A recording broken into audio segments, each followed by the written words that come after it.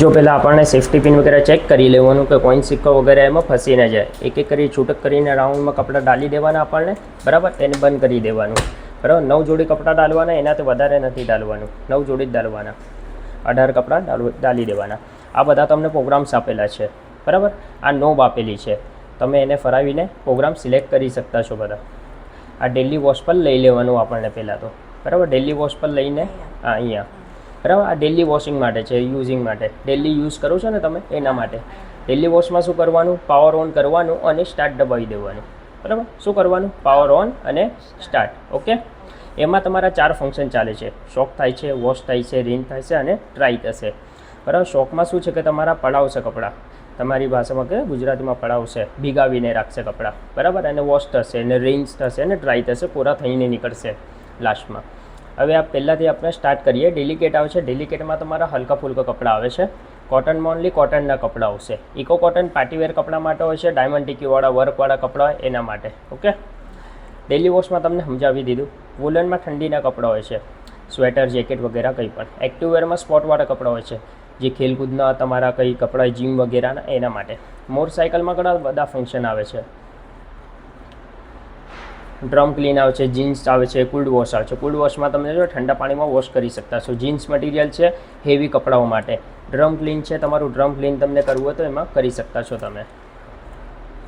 Spin train આવે છે કોરા કરવા માટે, બરાબર. કોરા પણ કરી શકતા છો અને પાણી પણ નીકાળી શકતા છો. બહાર પાણી નીકાળવું હોય અને તમે ટ્રેન કરવું હોય તો કરી શકતા છો. રેન્જ સ્પિન આપેલું છે.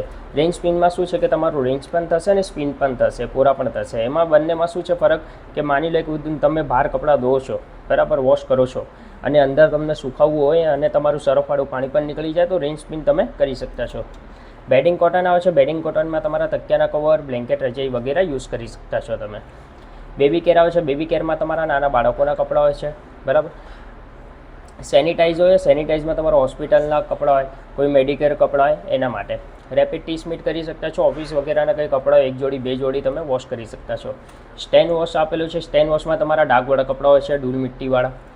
ઓઝોન રિફ્રેશ આપેલું છે. એમાં શું છે કે તમે ઓઝોન રિફ્રેશમાં તમે માની લો કપડાં તમારા કંઈ પડેલો હોય, સ્મેલ મારતો હોય, બરાબર, સ્મેલ આવી ગઈ હોય તો તમે રિફ્રેશ કરી શકતા છો એમાં. ઓઝોન રિફ્રેશ અહીંયા પણ આપેલું છે તમને. સ્ટીમ પણ આપેલું, સ્ટીમ પણ કરી શકતા છો તમે. રેપિડ આપેલું, રેપિડ પણ કરી શકતા છો તમે. રિપીટ કરવું હોય તો કરી શકતા છો. ઓપ્ટિમસ પ્રાઇમ આપેલા છે. એમાં તું શું મલ્ટી રેન્જ કરી શકતા છો. પ્રે વોશ છે, મલ્ટી રેન્જ છે, ઇઝી કેર છે. આ ટેમ્પરેચર છે. ટેમ્પરેચર પણ સમજી લો તમે. અહીંયા ટેમ્પરેચર આપેલું છે 40 ડિગ્રી. તમને માઇનસ કરવું હોય તો કરી શકતા છો, બરાબર. ટેમ્પરેચર આ 20 ડિગ્રી છે, 30 ડિગ્રી છે. આ ગરમ પાણીમાં તમે સેટઅપ કરી શકતા છો.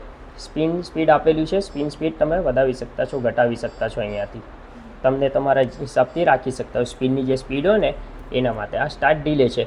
લીડથી તમને મશીનને ચાલુ કરવું હોય, સ્ટાર્ટ કરવું હોય તો કરી શકતા છો અહીંયાથી. ઓકે.